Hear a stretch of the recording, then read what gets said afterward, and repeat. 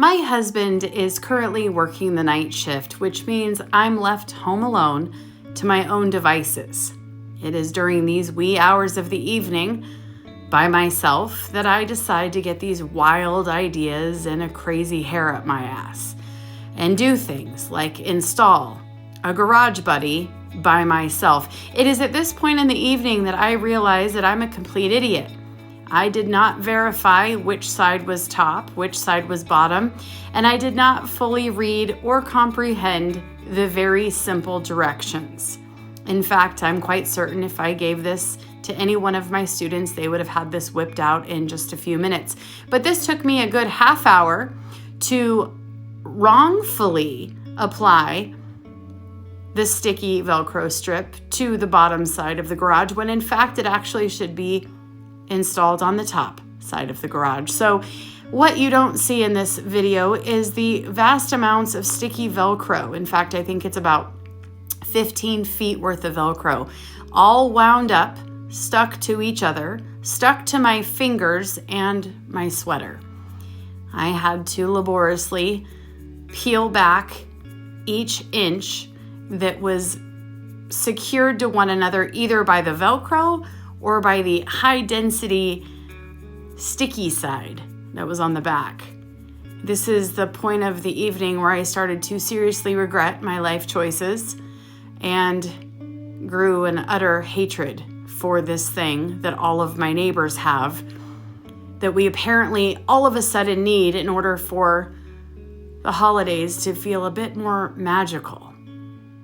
As I make my way down to the end of the garage, I'm quickly realizing that I still have a lot of work cut out for me.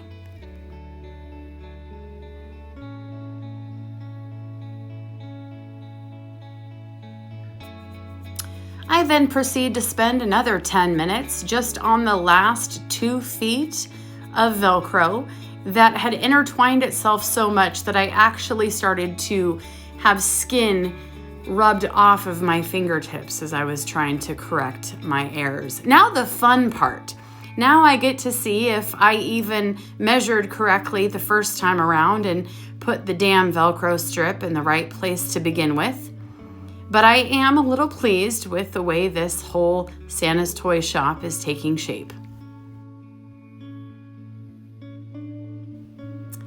I quickly am halfway through my adventure and start to feel even a little sense of pride, but that pride was quickly interrupted as the tops of my fingertips were starting to slice open thanks to the stucco trimming that I had to glide my fingers underneath to get that top of the Velcro strip nice and tight. Because if we're gonna do this, it better look perfect. After all, we live on a street that is quite competitive when it comes to our holiday decorations, and we don't mess around.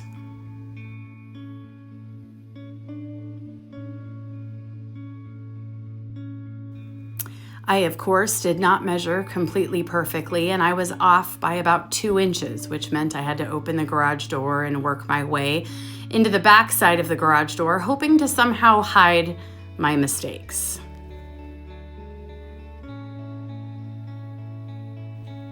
Then it was the time for some fun. I got to play How Low Can You Go with my garage door and got to mount the bottom sides tightly using the enclosed bungee cords. That actually was quite easy. I'm not quite sure why they didn't include that on both the top and the bottom. So Garage Buddy, if you're listening to this, I think maybe we need to rethink your business model.